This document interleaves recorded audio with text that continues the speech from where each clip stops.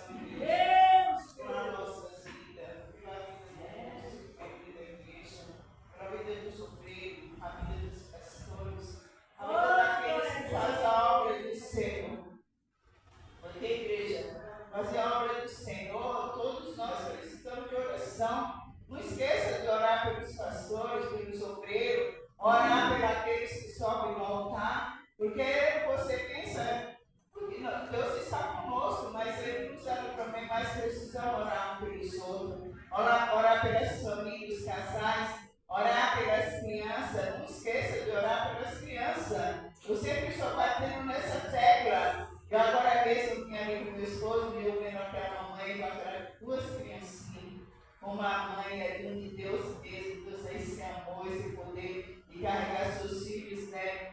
Bom, e muitas coisas sobram para as mães. É as mães que tudo sobra para elas.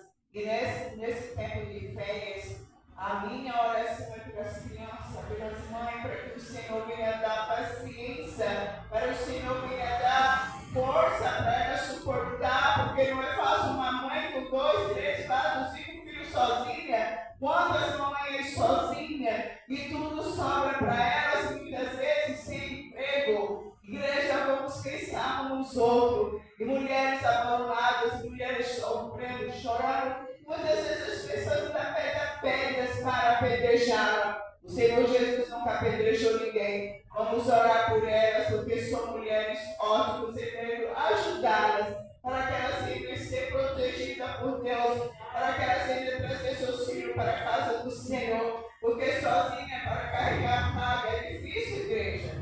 Vamos orar pelas mamães, e por elas, aquelas que são abandonadas pela sociedade. Glorioso, bendito Deus, nesta noite, eu te peço, Senhor, pelas nossas vidas, a vida dos teus servos, a vida dos teus filhos, aqueles que fazem a tua obra, Senhor, os pastores, obreiros, todos, Senhor, colaboradores, Pai amado, Pai querido, que nós venhamos, Senhor, vencer, meu Pai, aquilo que não te agrada, jogar por terra, que nós venhamos, Senhor, olhar para o nosso próximo, como a ti mesmo, Senhor, diz a tua palavra, que nós devemos amar o nosso próximo como a ti nós mesmos. E o Senhor, em primeiro lugar, Pai amado, que nós devemos lembrar daqueles que ninguém lembra, Senhor, aquelas mães que são abandonadas, meu Pai, sozinha com seus filhos, meu Deus, uma carga pesada, mas o Senhor pode dar, meu Pai, o refrigério, o Senhor é o que pode ter contra aquela mãe, aquela mulher, meu Pai, sustenta ela da graça, da força ela, e aquelas pessoas desempregadas, meu Pai, que elas não tem ninguém por elas, vai Jesus abrindo porta, vai trabalhando em favor delas, Pai amado, Pai querido, não deixa, meu Pai, seus filhos se perder, não deixa, meu Pai, seus filhos serem tomados, meu Pai, pelas leis. Quantas crianças, meu Pai, estão ali para nos abrigos, crianças, Senhor, nos orfanatos, porque seu pai, sua mãe não tem o alimento em casa, e elas são tiradas, meu Pai, de maneira violenta, porque poderam estar com seus pais, estar com sua família, então, meu Pai, que nunca venha faltar o pão de cada dia para essas vidas, que nunca venha faltar o pão de cada dia para essas mães, para seus filhos, Pai querido, Pai amado, entrego nas tuas mãos cada pedido de oração, cada vida, meu Pai, assim, meu Pai, também está presente aqueles jovens que estiveram aqui, Jesus, nessa noite de ontem, vai te encontrar cada um, Senhor, livra eles, livra eles dos laços das ciladas, dos planos das trevas, meu Pai, porque eles colocaram os pés por essas cordas, o Senhor tem poder para guardá-los, o Senhor tem poder para livrar-los, o Senhor dos laços diabólicos, o Senhor tem poder para te encontrar aquele jovem, o Senhor tem poder para trazer de volta, oh meu Deus amado, não deixa ele não se perder, oh entrego cada vida, meu Pai, que for você por essas cordas, o Senhor venha guardar, o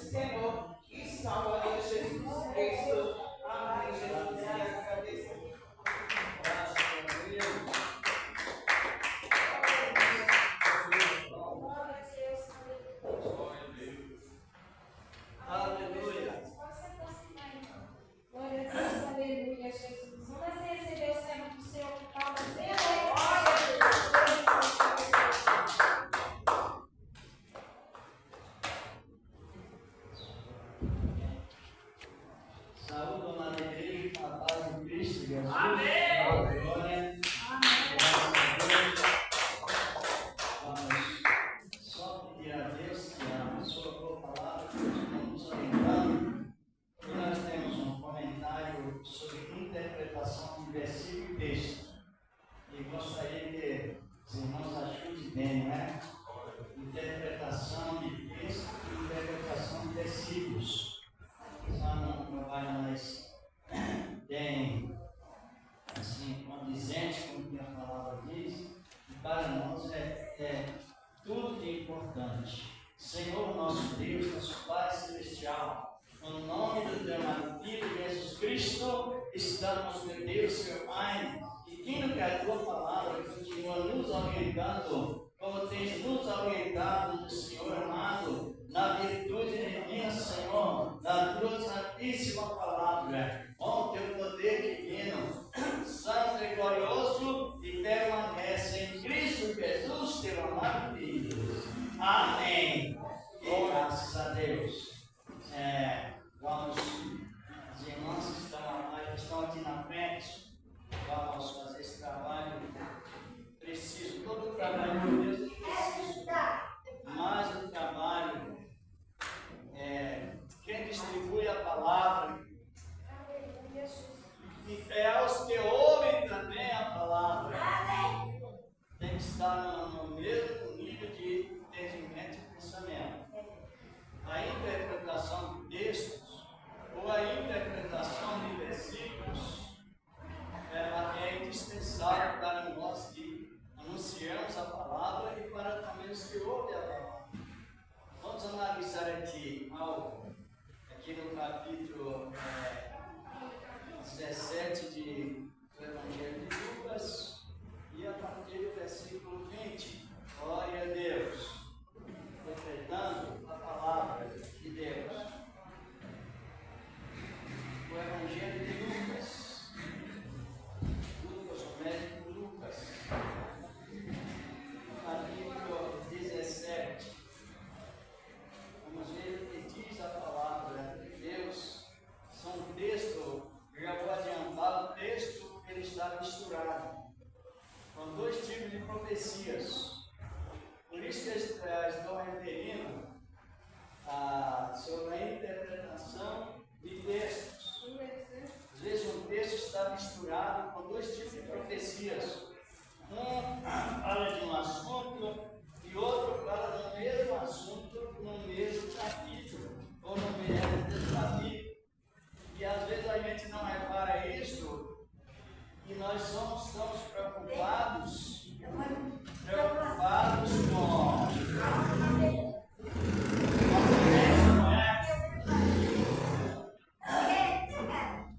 estamos preocupados com a prudência. Prudência é você não levar tudo de uma maneira simplesmente só isso. Tem que ter a simplicidade e também a prudência. Por que a prudência? Porque a prudência ela testemunha da sabedoria, do temor de Deus também. Aqui no capítulo 17 do Evangelho de Lucas, e o versículo 20, na minha Bíblia está escrito assim: a vida do reino de Deus. A outras diz a vida súbita de Cristo, não é? A vida súbita, apta, ou pequena, sobre a vida de Cristo. E o Senhor da glória prosseguiu aqui nesta matéria, fazendo uma exposição sobre a vida. Só que dá para notar a sua vida. Só que dá para notar que o escritor, o cronista, ele misturou duas coisas nesse texto, e outros também. Depois nós vamos ter isso com mais razão. Ele misturou a destruição do ano 70, ou a invasão do ano 70 lá em Israel, que é conhecido por todos que havia palavra, com o arrebatamento da igreja. Aí o que é que nós temos que fazer? Isso, a partir do versículo 20, só comentando, depois nós já vamos ver. Aí o que temos que fazer é aquilo que o pregador, ou seja, o distribuidor, o instrutor, ele tem essa responsabilidade de definir, interpretar interpretar corretamente o assunto, porque aqui está referindo, no versículo 20 está referindo, né? Interrogando pelos fariseus sobre quando viria o reino de Deus. O fariseu que eu quero ir, né? Jesus lhe respondeu: não vem o reino de Deus com aparência visível. Aqui na minha lista está escrito visível. O reino não virá com aparência visível. Que aparência visível? É pessoas propagando que ele é o Cristo, e que o tempo está próximo, mas da maneira que ele interpreta. Eu me lembro que eu, uma época, fui pregar lá em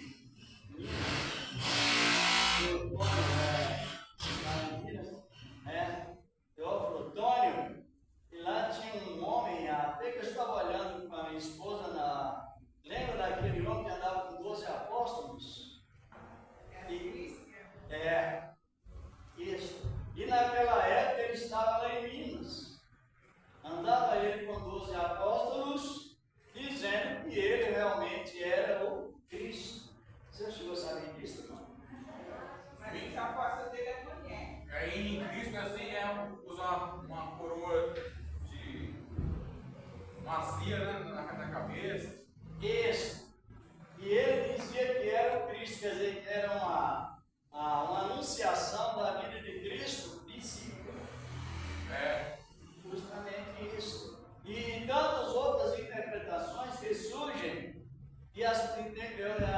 mas é antigo. Paulo também errou nisso, sabia? Um pouco. Ele errou, mas depois ele consertou sobre a vida de Cristo. Ele errou na expressão, mas depois, na colocação de época, mas depois Paulo escreveu uma segunda carta aos Tessalonicenses, demonstrando que eles não se comovessem com aquela palavra que ele tinha dito, que não seria daquela maneira.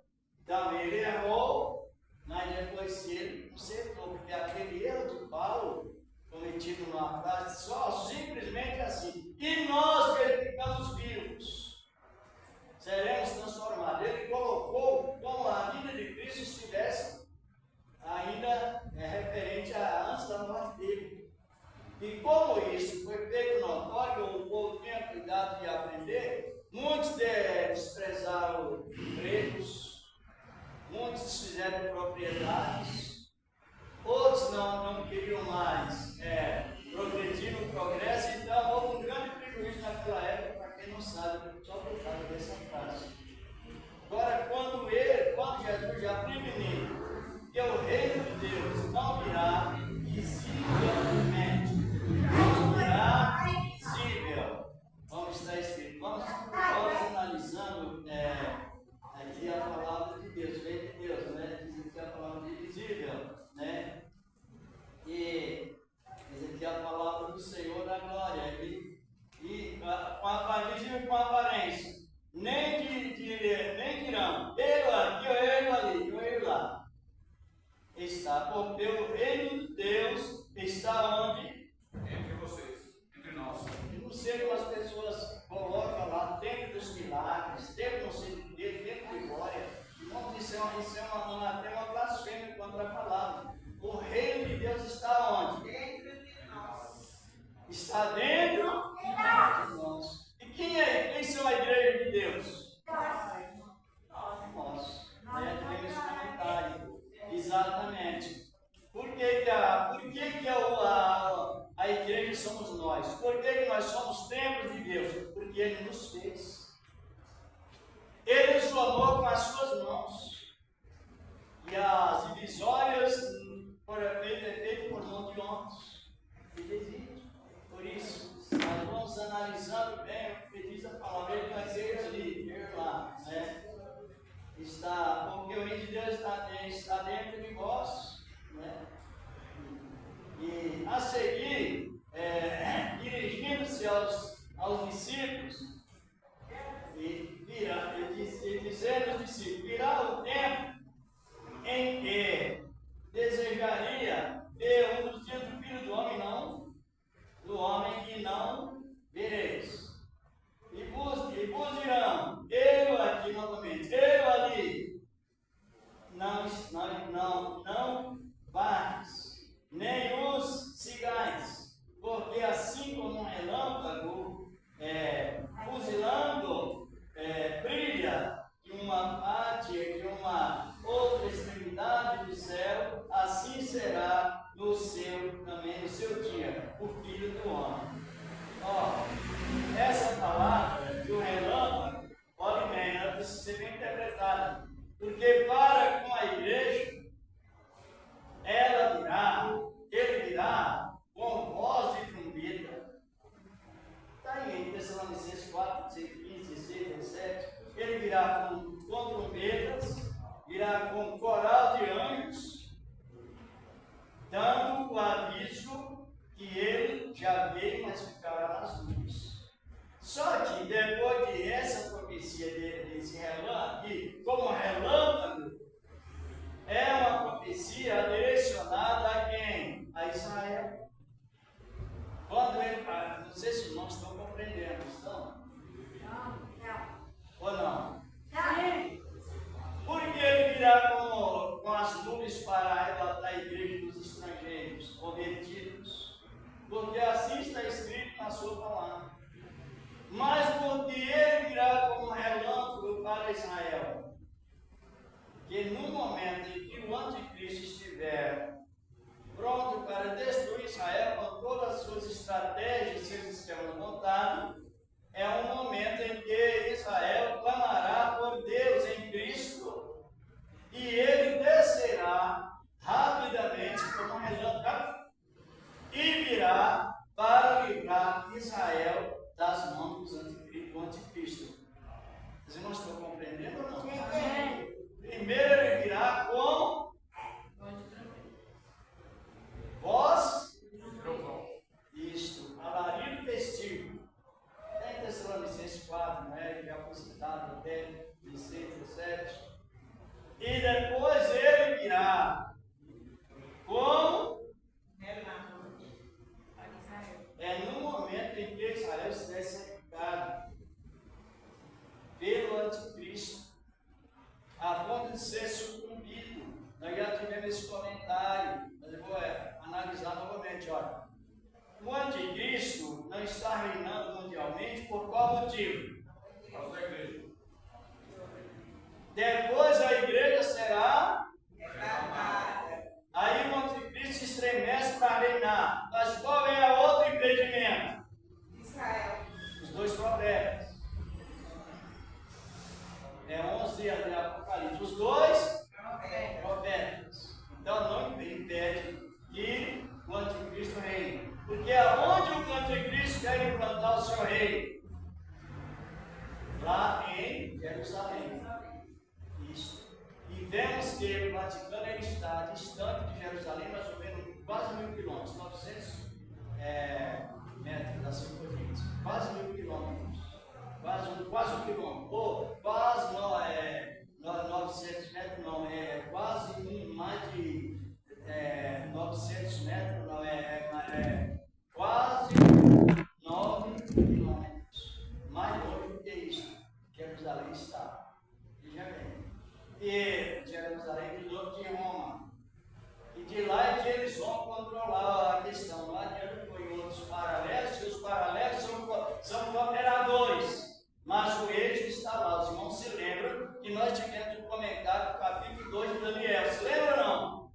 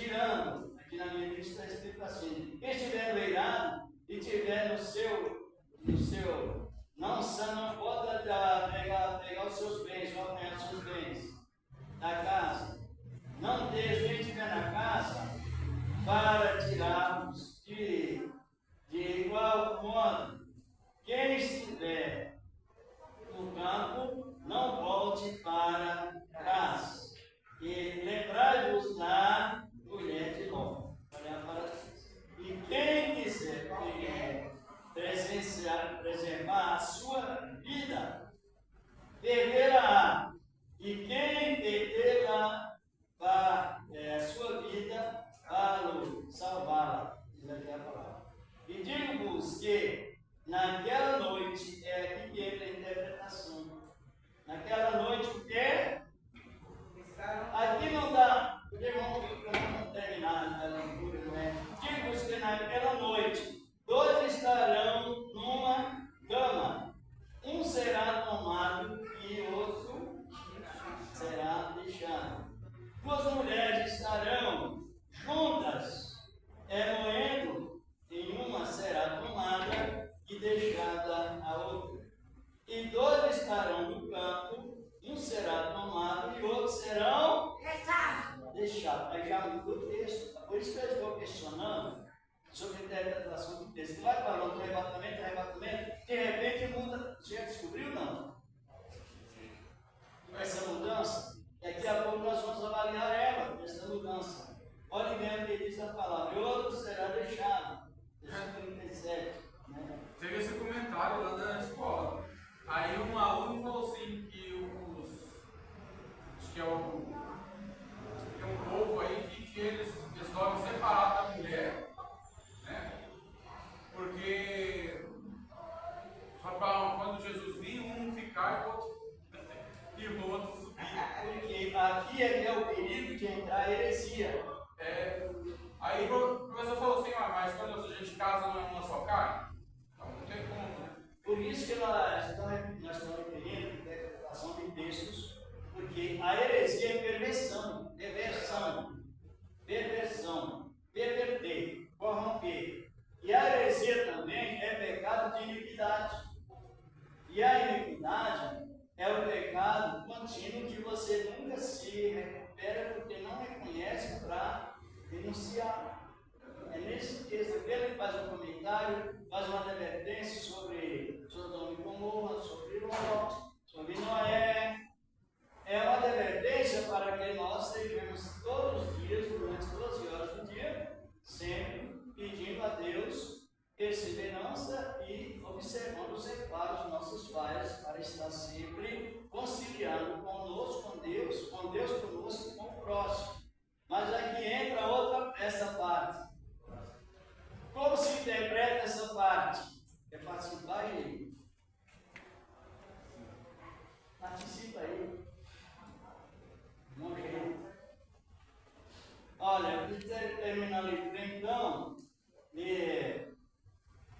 Outro será deixado. Aqui já muda o assunto. Já entra outro assunto. Ó. Aqui tem 3 significados nesse texto. Se a pessoa levar isso aqui no sentido direto sem o dele, ao pé da letra, sem conhecer ela, vira uma mistura e só serve mesmo para perverter as pessoas. Logo que diz a palavra de Deus, né? Então eles perguntaram: onde será isso? Onde será isso? Onde será isso, Senhor? Interrogou. Respondeu-lhes: onde estiver o corpo, aí se ajuntarão também os abutres. Algumas traduções diz: ajuntarão as águias. Agora veja bem, dá para definir essa? Águia é a mesma coisa. Abutre, urubu, águia é a mesma coisa. Existem umas 30 espécies de águias que algumas só alimentam de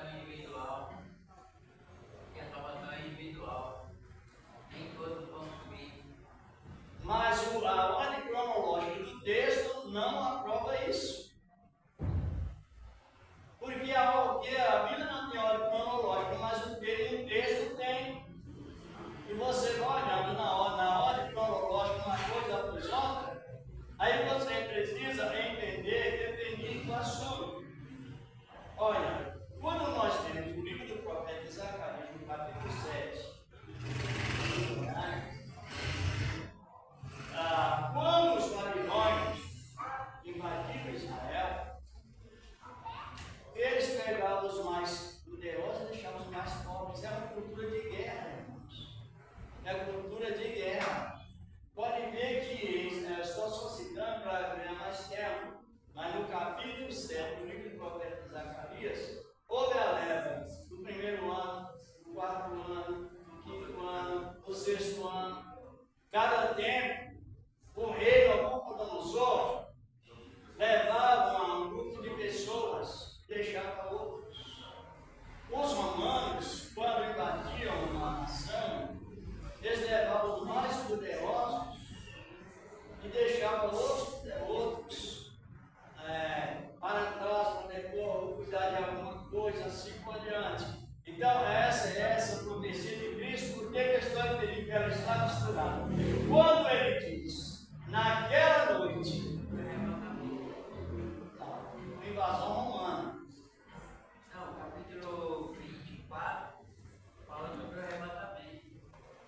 Depois nós vamos analisar. Só que esse texto aqui, Jesus faz uma prevenção de vigilância, mas no momento ele sai do. Ou foi o cronista que saiu do texto sobre o arrebatamento, e ele entra em um clima de guerra. Porque os soldados romanos invadiam geralmente à noite aos seus inimigos. Só que esta profecia ela estava indicada assim, ó. Roma irá invadir Israel e ainda irá destruir o templo e levar alguns e deixar outros. Irá levando de pouco em pouco alguém. A invasão durou 150 dias, 5 meses de invasão. E eles pegavam uns e deixavam outros. E eles eram também dados de repetindo. Quem estivesse do telhado estava detido lá. Porque não dava tempo, eles tinham uma estratégia para a guerra, tem estratégia tão rápida, tão violenta, aonde a pessoa estiver, imediatamente com aquela estratégia, porque é captada. E assim sucedeu. Ou sucederia como sucedeu. Então, quando Israel foi invadido por Roma, pelo Império Romano, comandado pelo general Tito, naquela noite, pegaram os mais poderosos, no caso, aquele grupo de jovens, 7.000, foram levados para trabalhar no templo de Roma. E outros foram deixados como exemplo de guerra. Os que poderiam, tinha mais estrutura na cidade, eles iam levando. E aqueles que desenvolviam muito menos, iam ficando. E outra coisa, versículo 38, quando eles perguntaram, meu 37, melhor dizer, e quando os discípulos perguntaram, como acontecerá isso? Qual foi a resposta? Aonde estiver um cadáver, é guerra ou é arrebatamento? Ajuntará os cadáveres. Veja bem, eu já ouvi pessoas dizendo que o pregador estava pregando que os cadáveres é os crentes. Se não é cadáver, mas era cadáver, agora são cidadãos do céu. Senhor da glória mesmo. Veja bem. E os urubus eram os anjos. Por que eu estou falando uma verdade? Já houve essa interpretação. Igual agora até hoje tem pessoas que ainda batem na tecla. É arrebatamento. É arrebatamento. Não é arrebatamento, irmãos. Essa profecia é uma procedência antes do arrebatamento que já aconteceu com os correteiros no ano 70. Então, esse versículo, ele é interpretado assim. Mas tem que ser bem claro, para que foi no ano 70 antes de Cristo, porque tem pessoas que acham que foi no ano 70 dessa época. Isso aí já aconteceu, né? Já aconteceu. Está entendendo? Prova 27, versículo 30, fala sobre a águia. Aonde estiver um morto, ali está ela. É os urubus que nós já moramos no interior, é mais sepulcros, cadáveres, assim por diante. Então, esse texto, vamos deixar ele mais claro, não é arrebatamento.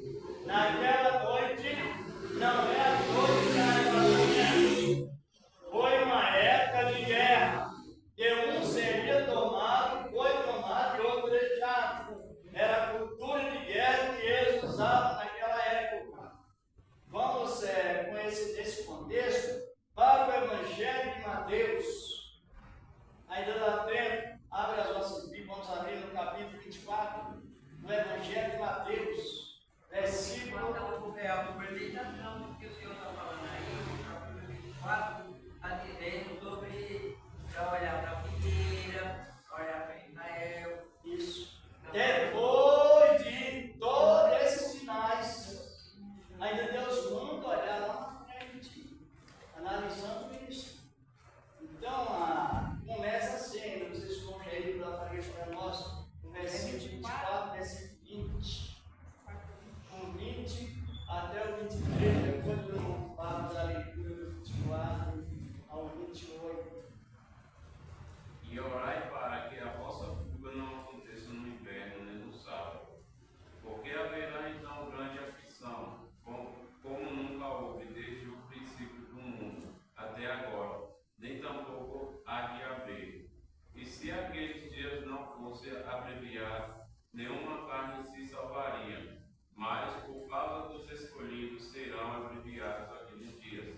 Então, se alguém vos disser, eis que o Cristo está aqui ou ali, não lhe deis crédito, porque surgirão falsos cristos e falsos profetas, e farão tão grandes sinais e prodígios que, se possível fora, enganariam Deus escolhidos.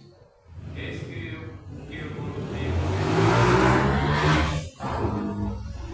Voltando-se vos disserem, eis que ele está no deserto, não saias. Eis que ele está no interior da casa, não acredites. Porque assim como o relâmpago sai do oriente e se mostra até o ocidente, assim será também a vida do Filho do Homem. Pois onde estiver o cadáver, aí se ajuntarão as águas. Olha aí, onde se nota a mesma profecia de Lucas. A diferença é que Mateus faz uma observação sobre as mulheres que estivessem esperando suas crianças, seus filhos grávidas. Então, o seu exército romano entraria e feriria as mulheres grávidas, que era uma cultura também para a guerra, e aquelas mulheres seriam mortas juntamente com seus filhos. Aí entra o mesmo texto de Mateus, que é o mesmo de Lucas. Mas tem um porém. Mateus fala fuga. Mateus fala fuga. Fuga, o que é fuga? É vida ou fugida? Fugida. Orai para que a vossa fuga é arrebatamento. Não, é fugida. Mas Jesus disse ninguém. Então era fugir da guerra, está compreendendo? Para que a fuga não acontecesse no inverno, nem por quê? Na interpretação do versículo. Porque o inverno na Judéia, hoje, com esse aquecimento global, já não era assim. Mas na época da profecia, dessa profecia do ano 30, promovido por Cristo, depois dele, do nascimento dele, o gelo na Judéia cobria a terra, até os animais eram recolhidos. Se o exército romano entrasse em Jerusalém ou invadisse a nação no inverno, o povo poderia, eles iam preparados para o frio, mas as pessoas despreparadas poderiam fugir da guerra e morrer do gelo. Guerra, só guerra. Duas numa cama, outra será tomada, outra será deixada. Não é arrebatamento. Uma profecia referente à guerra que haveria em Israel. E isso já aconteceu. É totalmente diferente. Depois de Cristo, né? Da vinda de Cristo. Que aconteceu lá em Roma.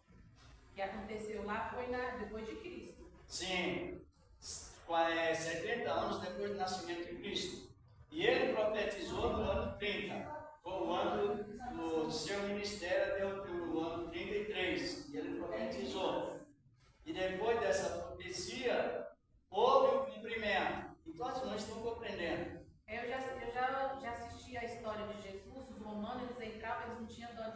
das mulheres grávidas, ninguém disputava. Criança, eles matavam tudo. Eles já chegavam assim, de repente, já levavam, deixavam lá os que e levavam porque eles tivessem de telhado, tivessem na cama, na roça, eles levavam. E ainda mais que eles foram enviados por Deus. Está compreendendo? Eles foram enviados, inclusive, pela ira de Deus. Porque Israel cometeu um pecado muito grave. Ele assumiu a responsabilidade do castigo que viesse se Jesus não fosse completor. Dê uma olhada com nós aí no capítulo 27, 25 de Mateus. Não vale, foi ler. 25, 27? Isso. Então, eles assumiram uma responsabilidade e Deus, então, enviou o exército romano, mesmo aceso na ira de Deus. Foi a ira de Deus e ele enviou o exército romano lá para Jerusalém. Mateus 24, 25. É 27, 25. 27, 25. Isso. E o povo todo respondeu: que o sangue dele caia sobre nós e sobre os nossos filhos. Então Pilatos lhe soltou Barrabás, e depois de mandar açoitar Jesus, entregou-os para ser crucificado. Isso. O 27, 25, 24, Pilatos questionou: não veio culpa nesse homem. Para mim ele é inocente. Aí eles assumiram: se ele não for culpado, o castigo nós assumiremos. Por isso que tem essa profecia aqui dita por Cristo. Assumiremos o que. Aí Jesus escolheu qual vai ser o clima de guerra. Eu vou enviar o exército romano para lá. Foi Deus que enviou. Não é o diabo que fez porque ele quis fazer, não. Porque Deus enviou. Lá no capítulo 19, versículo 40 de Lucas, Jesus chorou sobre Jerusalém, 41, 42, e ele disse: Jerusalém, Jerusalém, que não conhece pelo menos o dia da tua visitação. Dias virão em Deus, teus inimigos te estrecherarão e te cercarão de todos os lados. Serão levados cativos por todos os lugares da terra. Houve aquele espalhamento. Aí era a destruição do general Tito que veio. Então, já fica mais fácil de compreender a interpretação. Está compreendendo, irmã Pedrina? Imagina uma pessoa chegar no culto e falar: olha, naquela noite vai arrebatamento. Um casal de crente, um fica, outro vem, outro vai. Na noite estará dormindo um casal de crentes, salvos. Um fica e outro vai, é assim? Não. Os dois vão. Mas eu já ouvi essa pregação. E eu também já ouvi. Heresia. Tem até um louvor, né? Dois estarão. Isso, Mateusiense, no caso. Então, veja bem, quando ele escreveu esse louvor, ele escreveu erroneamente uma interpretação totalmente errônea. E a nossa preocupação, que é o erro sem correção, ele leva para condenação. Eu fico pensando, Senhor, será que eu sou dos 50% que vai ficar ou 50% dos que vão subir? Então, veja bem, aí o carcereiro de Filipos, lá em 16, 30 de Atos, ele perguntou aos apóstolos Paulo e Silas: o que faremos? E ele disse: crê no Senhor Jesus. Está compreendendo? O texto aqui não condiz com o que diz. Aí Jesus ficou em casa de Cornélio e disse: hoje veio salvação para casa. Está compreendendo, meu filho? Amém. Não tem nada de pregação que não será tomado e deixado uma que está fora de ordem cronológica. E a mortandade foi tanto que não era possível sepultar. Então as águas se ajuntavam ali. Estão compreendendo ou não? Está compreendendo mesmo? Não, está falando aqui. Se tiver no pecado, Se tiver no pecado desconcertado. Não, está falando dois salvos. Dois salvos. Dois salvos sobe. Mas se tiver dois casal e uma mulher ou o marido for desconcertado no pecado, não vai subir, não. Não, mas ele está falando. Mas isso não vai falar. Não, mas nós estamos falando é salvo. Um casal de salvo. Um filho, outro vai? Uma casa que todas as pessoas são salvas. Uns filhos e outros vão? Vai todos. Vai todos. Então, mas aqui, na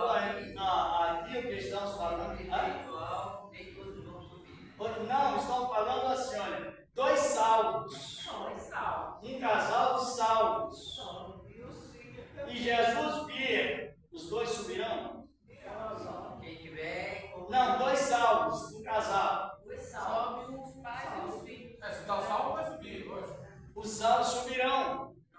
Subirão. Todos que aceitaram a Cristo subirão. Só que essa palavra aqui, ela não encaixa em arrebatamento. Nós estamos fazendo a correção de interpretação do texto. É que essa palavra, dois estarão numa cama ou no campo, não será tomado outro deixado, não encaixa em arrebatamento. Se encaixa justamente no clima de guerra lá em Israel, que uns foram tomados, uns foram levados, uns foram deixados. Quem conhece a história da guerra sabe. Já no Antigo Testamento, essa cultura era muito convivente. E também a ordem cronológica não dá. O irmão Gilito leu até o verso 28 do capítulo 24 de Mateus, não foi? Foi, irmão, se não quiser ler a irmã Rosana leu o versículo 29 do capítulo 24 de Mateus. Depois que houve o ajuntamento de Agnes, depois que houve a mortandade, houve a leva de uns ficarem e outros, uns ser levados, outros ficarem. Aí aparece o sinal ainda no sol, na lua e nas estrelas. Mateus 24, 29, eu morei até o 28. Depois que houve o ajuntamento das águias, houve o ajuntamento das águias, é o mesmo curso, houve a carnificina terrível lá em Jerusalém, por causa do pecado cometido por Israel. Aí aparece a profecia de um sinal dos céus, do sol nas estrelas. Leia o verso 29. É o 29, 24, 29? É. Acho que tem que explicar para a igreja o que é ordem cronológica e temática e como é que está a nossa Bíblia, se ela é cronológica ou temática. A nossa Bíblia, ela não é cronológica. Tanto que quem vai pregar tem que procurar os temas igual. Exemplo, o Salmo de número 42 é o segundo salmo na Bíblia. E não é o Salmo 2, porque não tem ordem cronológica. Foi escrito primeiro o Salmo de número 1, e depois do Salmo de número 1 foi escrito o Salmo 42. Sabia? Então, essa é o que nós precisamos ter essa responsabilidade. Não tem ordem cronológica. Quer dizer, poderia ser Salmo 1, Salmo 1, Salmo 2, escrito segundo, Salmo 3, escrito terceiro, mas não tem. Não tem essa ordem cronológica na Bíblia. No Apocalipse, Jesus aparece o nascimento de Jesus aonde? A história, no capítulo 12. Mas a prioridade de Cristo aparece aonde? No capítulo 1. Não tem ordem. Ele diz: eu sou Alfa e Ômega. Poderia ser lá para o capítulo 22. Não, está no primeiro capítulo. Em vez de ser o nascimento, se refere à prioridade dele. Em capítulo 12 de Apocalipse, versículo 4, fala do nascimento de Cristo e a perseguição. Não tem ordem cronológica, sabe? É preciso uma coisa. Pode ler. É 24, 29? Isso. Diz assim: e logo depois das aflições, daqueles dias, o sol escurecerá, e a lua não dará a sua luz, e as estrelas cairão do céu, e as potências do céu serão abaladas. Isso. Aí arrebatamento, versículo 30. Então aparecerá no céu o sinal do Filho do Homem, e todas as tribos da terra se lamentarão e verão o Filho do Homem vindo sobre as nuvens no céu com poder de grande glória. Aí é o arrebatamento. Mas dois não será tomado, outro deixado, não é arrebatamento, porque já passou a profecia. Entendeu? O irmão lá, como eu li no capítulo 20 e 37, os discípulos perguntaram: mas onde acontecerá isso? Ele disse: onde tiver um morto, aparecerá a águia e o urubu, porque a mortandade serão tantos que não é possível suportar. Interpretar versículos. Agora, irmão, depois daqueles dias, o sol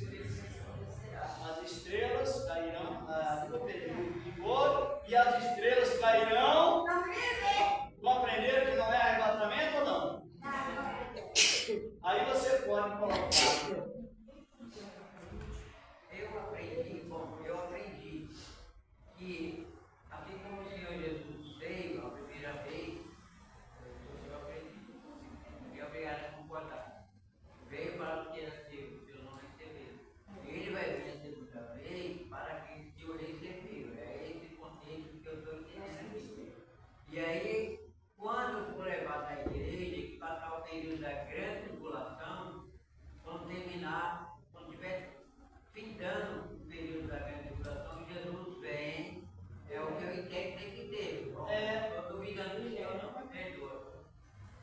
Eu entendo assim, né? Jesus, na terceira vida dele, que foi na grande tribulação, que a igreja vai estar lá na frente. Sim. Eu entendo assim, né? Não, você aprendeu e deve praticar esse aprendizado, porque ele é correto na Bíblia. Palavra. Mas nós estamos nessa noite falando sobre interpretar textos, ou interpretar versículos. E aqui, né, nessa interpretação, ela requer também você acompanhar a história de Israel. Porque esta profecia que a irmã leu do capítulo versículo 29, ela aconteceu no ano de 1914, depois de Cristo. Porque quando se trata de um sinal, se trata de uma divulgação lá onde? Lá em Jerusalém. Os maiores sinais ou sinais oficiais, todos os sinais acontecem aonde? Qual foi o primeiro sinal que veio quando o reino de Deus se implantou em nossas vidas? Ou implantou naquelas vidas e foi espalhando para o mundo? Não foi lá em Jerusalém? Onde houve o primeiro derramamento do Espírito Santo? Onde Jesus nasceu? Onde ele exerceu a sua obra? De onde ele subiu? Onde foi reconstruído o templo de Salomão por 2 vezes? Onde será reconstruído o terceiro templo pela terceira vez? Aonde? E lá em Jerusalém foi onde as duas testemunhas chegaram para os apóstolos e disseram: esse Jesus que para lá o ir há de vir. Tudo relacionado em Jerusalém, a palavra de Deus. Aí no lado você vai, por que eu estou falando e comentando? E é preciso a igreja aprender. Porque você vai conversar sobre o arrebatamento da igreja com as testemunhas de Jeová. O que é que eles vão dizer para as irmãs? Jesus já veio. Vocês vão ouvir eles dizer que Jesus já voltou. Fala tudo ao contrário. E eles querem provar que Jesus veio em 1914 por causa desse sinal do capítulo 24, verso 29. Eu já estudei da testemunha de Jeová quando a minha mãe faleceu, a Feliz. Ela foi na minha casa durante um ano, me ensinou na Bíblia, só que ela lia na Bíblia dela e eu lia na minha, mas ela explica desse jeito mesmo, que Jesus já voltou e que eles não aceitam, por exemplo, se eu estiver doente, o irmão for doar sangue para mim, eles não aceitam. Tem que morrer lá, tem que deixar lá. Não aceita a oração do Ela foi dar aula para o Ricardo, aí estava falando para o Ricardo que Jesus já tinha vindo. Aí eles pregam. Aí eu olhei para ela e falei assim, espera aí, mas Jesus já veio? Ela falou, já. Eu falei, o que você está fazendo aqui? Já tem uma defesa. Mas tem pessoas que às vezes... O que você está fazendo aqui que você não subiu? Isso. Não, eles falam que não subiram porque eles vão ficar na terra porque eles são os mansos. Eles falam que é só 144. Então eles têm uma saída, né? Uma suposta saída. Eles falam que só 144 mil que vai subir. Não, ela falou assim que a terra vai ser transformada. A terra vai ser transformada, os animais, as crianças vão poder brincar com os leões, com os tigres.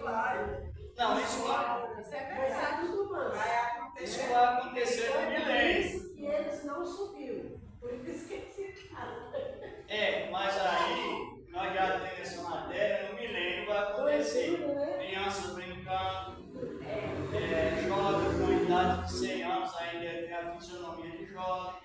Isso vai acontecer realmente. Só que eles consideram o milênio como o reino eterno. Sendo que o milênio é 1000 anos de paz eterna. Porque as testemunhas de Jeová, eles são panteístas. Quem sabe que essa palavra? Sei, eu já, nossa, caí na prova. Tá caindo lá, né? Panteísmo é tudo, né? É uma cultura, vamos dizer assim, uma cultura mundial. Sim. Que todos sabem, todos individualmente espiritualmente conhecedor de algo que eu, se eu for panteísta, eu não tenho direito de te ouvir. Porque eu sei mais do que você, em tudo. É isso que o testemunho de Jeová faz. Eles não admitem que ninguém ouça eles. Ouvir Eles não admitem ouvir a nós, melhor dizer. Eles só querem que você ouça eles, porque eles têm essa doutrina que vem lá do ocultismo, do gnosticismo, do ocultismo, ou seja, doutrina de Gnos, poder profundo em sabedoria de coisas sobrenaturais que sobe para a mente da pessoa, não desce para a mente, sobe para a mente e coloca ele como dono do saber. Então, eu não admito eu, se fosse eu não admito que você me deu alguma exortação, vocês falem, comentemos não. Somente eu tenho que comentar e a irmã, a pessoa precisa ouvir e aprender. Errado. A Sueli, quando ela me É panteísta, tem crente na igreja que é panteísta, sabia?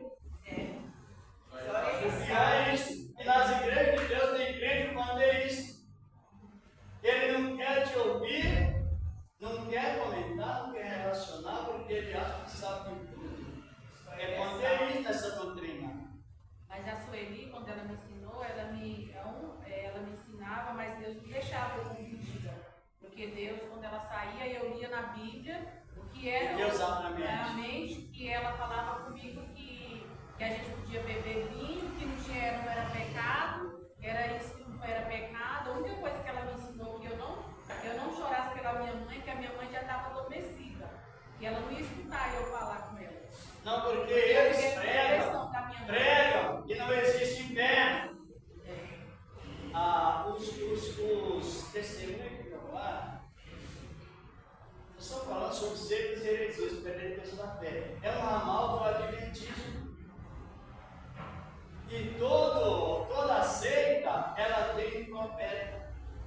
A adventista tem a profeta Ellen White. Quer dizer, por isso que hoje nós temos cuidado, irmãos, porque é tanta visão e não crê na Bíblia que se torna uma falsificação do palavra. Por isso que nós temos que ter cuidado com visões e revelações. Se não tiver um fundamento bíblico, não aceita porque é mentira. E eles têm, ali tem um livro ali, a tradução do Mundo Novo. Ali não é está naquela prateleira ali, né? Tem um livro deles lá, eu olhei lá, está lá, não sei que trouxe. Que é a tradução do Novo Mundo. E não é uma Bíblia, é um livro falsificado, adulterado. Então veja bem, nós já praticamente terminando, interpretar versículos da Bíblia é exercer a prudência. A prudência. Quando naquela noite que eles estiveram ali na cama, não, isso não é arrebatamento. O arrebatamento ele se dá assim, ó, biblicamente falando. Você está ali, se nós estivermos vivos, o que acontecerá? Aí a pessoa, ela ouvirá, os que hão de subir, livros e corações, ouvirão o que? A sétima trombeta tocar. Vem direto no coração. Mas quando ela ouvir a sétima trombeta tocar, ela não subirá logo. Haverá uma época semelhante à época de Elias, que é o estudo de tipologia que aprendemos. Aí começa um comentar com o outro, que a trombeta está tocando e antes glorificando a Deus em referente ao arrebatamento. Só que num abrir e fechar de olhos, haverá o quê? Transformação. Está em Coríntios 15, 51. Está em? Haverá transformação. E não sucederá de um. E outra coisa, é a difusão de horário. Lá, a profecia de 2 numa noite, naquela noite, está referindo a noite em Jerusalém. Lá em Jerusalém, os soldados, os exércitos romanos, como os irmãos estão cooperando, sabendo, muito já sabem, cercavam sempre à noite, e naquela noite houve a leva de alguns e deixaram outros. Cumpriu aquela noite, porque quando em Jerusalém meia-noite, aqui é o quê? 6 horas da manhã. Há uma diferença, a difusão de horários, assim por diante. Nem o mesmo horário não dá para esse. Aqui também na palavra, que nós temos um estudo falando assim, ó. Estudo da palavra. Chama estudo etimológico. O que é estudo etimológico? O Espírito de Deus nos enche com a sabedoria lá do alto. O que é que nós temos que pedir em oração? O que é que nós temos que buscar a Deus? Em qual sentido mais? Em que? Em que posição nós temos mais que buscar a Deus? Glorificando o nome dele. Sabedoria. Sabedoria. Lá em outro, de Provérbios 17, o Senhor está falando, eu amo os que me amam, e nas Bíblias corrigidas diz, mais atualizadas e melhor comentário, diz, eu amo os que me amam, porque ao seu tempo me busca se acharão, me acharão. Não só de madrugada. Mas o que o irmão está falando aí, que na 7ª trombeta, que vai ouvir é só quem está escrito no livro da vida, né? Sim, quem tiver, não vai ouvir. lógico. Não, só ouvirão só. Por que a gente está sempre batendo, irmãos? Não guarde mágoa, não guarde mágoa, não guarde ressentimento. Perdoa o seu irmão, tenha um coração limpo. Porque eu não sei, mas tocar em mim, nós não sabemos. Mas somente os limpos ouvirão. Está compreendendo? Não sabemos. Então a sabedoria, ela vem nos preparando com a qualidade etimológica. O que é etimologia? É você ler o versículo e procurar compreender. E quando não compreende, não sentido. Por exemplo, aqui sobre a noite, que diria uma tomada de entre o sentido etimológico e a história de Israel, a história da guerra de Israel e outros países, das culturas da guerra. Jesus usou muito essa cultura. Aí a nossa etimologia, que vem tudo pelo Espírito Santo, é o Espírito de sabedoria. Está lá em Tiago, fala disso, né? 3. Quem é de vós sabe, entendido, mostre pelo seu bom comportamento em espírito de mansidão. Essa é a palavra de Deus. Uma pergunta, pastor. Você já viu as pessoas pregar assim, que a gente tem um horário para entrar no céu? Tem um horário, mas o horário de Deus, não é o nosso. Entendeu? Porque o horário de tudo, Deus tem o seu horário, Deus tem o seu calendário, e nós temos o nosso calendário. Entendeu? Então nós temos o horário para entrar no céu? O horário de Deus. Porque Ele faz tudo na medida certa. Na hora certa Ele faz tudo. Não o horário de Deus, né? Não o horário nosso. Mas o horário de Ele é igual a vida de Cristo está próximo. No nosso horário, nesse calendário ou de Deus? De Deus. Por isso que já faz mais de 2000 anos, muito mais que os apóstolos diziam que o tempo estava próximo dentro do calendário de Deus. E esse calendário de Deus, ele vai sempre levar os resultados de Deus dentro desse calendário. O calendário de Deus, uma hora tem mais de 80 anos. O calendário de Deus. Glória a Deus. Você divide 12 por um dia não é 12 horas. Divide 12 por 1000, você vê quanto dá. Dá 83 anos, 33 minutos. E assim se vai. E um dia de Deus é 1000 anos. E um dia, Deus tem 12 horas. Um dia nosso tem 12 horas. Se você divide o calendário nosso, um dia com o dia de Deus, então o dia de Deus, ele tem possui mais de 80 anos. Uma hora de Deus. Uma hora de Deus. Então, por isso que é bom interpretar. Quando você vai pregar, procure interpretar textos, ou não? Sim, é nesse ponto aí que eu acho que a gente tem que estudar, né? Porque não adianta a gente subir no mundo e ficar pegando um monte de bobagem. Não, eu ia falar porque eles torcem a Escritura, eles torcem para a sua própria condenação. Ele escreveu isso. E é por isso que nós temos que ter cuidado, não lembra?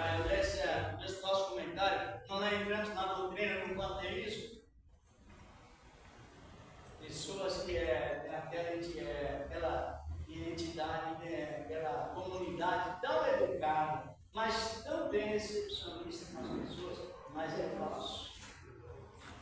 Esse é o perigo. No caso do testemunho de Jeová, o Adventismo do sétimo dia, tem outras seitas também. Os mormons. E também. Meu esposo já trabalhou para Adventista, só que o patrão dele, ele não trabalhava, ele colocava funcionário para trabalhar de sábado, ele estava É pegando. hipocrisia. Ele pegava. Eu falei pro meu marido, se ele coloca vocês para trabalhar, ele está pegando mais do que ele não está seguindo a Bíblia, não. Eu não posso marcar uma pessoa crente, vai lá e mata. Compreendeu, gente?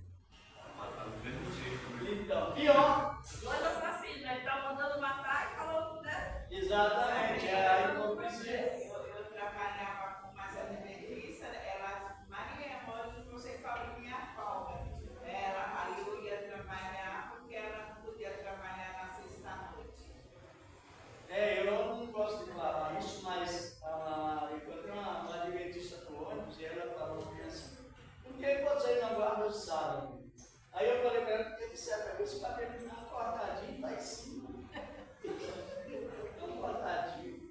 Ele ficou lá sem saber, procurando palavras sem encontrar. Então não adianta querer cobrir as coisas. Só a papeleira. Porque até do sábado ele é senhor. Então, e outra coisa, quem trabalha no sábado, segundo a lei, não pode andar mais de 1.000 a 1.300 metros. 1 quilômetro, menos de 1,5 quilômetro. Ele não pode ir lá, no caso, em São Mateus, no sábado e voltar, e ficar lá até terminar o sábado. Então a guarda do sábado dele é uma guarda herética. Porque tem um hospital adventista, eu já passei lá do dia primeiro, né? Agora eu não sei se é os médicos que trabalham lá, outros médicos que trabalham no sábado. Porque a palavra sábado sabemos o que significa, não sabemos? Quem sabe? Descanso. Descanso. Simplesmente. Quem está em Cristo Descanso. está em Descanso. época sabática. Que é a época do descanso. Sabia ele? Sábado passou a gente comer pizza. Vamos apresentar o Pedro, que pode ajudar, o seu Pedro, presente aí, é bom nosso comentário, os membros,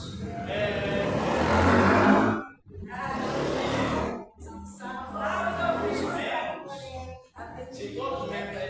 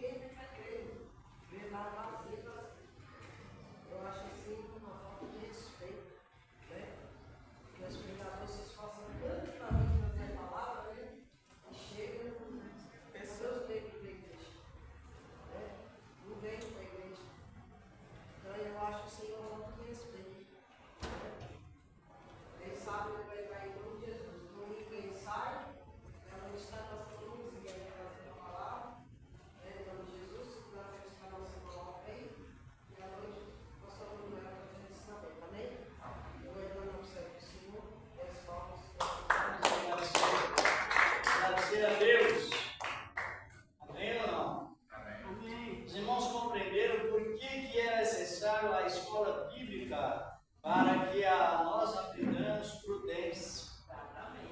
Não só simples, nós temos que ser simples. A simplicidade significa acesso, né? A coisa mais simples que tem é trabalhar com a alma, um homem de Deus, um homem de Deus. Isso significa simplicidade fácil acesso. Agora, a prudência já é uma questão de você olhar na palavra, não distorcer o assunto. E a Bíblia distorcida é pecado de feitiçaria. Por isso que é perigoso, né? Vamos agradecer a Deus esse trabalho que Ele nos deu. Vamos continuando, né? Nessa palavra que nos traz testemunho de agradecemos, apresentamos as pessoas, os irmãos. Um dia você vai fazer uma vigília aqui. Qualquer dia vai fazer uma vigília. Até o dia amanhecer. Porque esses comentários, irmãos, não é 2, 3 horas. Eu gosto de comentário. Corre muito porque os comentários, eles requerem 2, 3 horas de comentário. Para você fazer um comentário mais bem estruturado. É isso, os que gostam de ouvir a palavra. É importante. Vamos agradecer, Senhor, nosso Deus, estamos te agradecendo por esse trabalho maravilhoso que Ele nos deu nesta noite e nas demais também, Senhor. Levando o teu poder em paz, quando trouxestes, no nome do teu amado Filho Jesus Cristo, que permanece para sempre. Amém. E graças a Deus. Nós aprendemos também a doutrina que Deus não tem pai. Quem sabe? Como se chama o Pai de Deus? Deus tem pai? Não tem. Deus tem filho? Não tem. Então nós temos que agradecer em nome do Pai ou do Filho? Do Filho. E a pessoa confia assim, meu Deus, que agradeço do Pai, do Filho, 2, 3, do Espírito Santo, 4. Está aumentando, sirva, ou acrescentando a palavra, se não tem, não é 4, é 3. Meu Deus, eu te agradeço em nome de Jesus. Pronto. Te peço em nome de Jesus. Te agradeço em nome de Jesus. Porque não parece nada, é simplicidade. Mas a etimologia faz diferença entre agradecer a Deus. Não se pode agradecer a Deus em nome do Pai, do Filho e do Espírito Santo, porque não tem Pai. Já descobriu isso, não?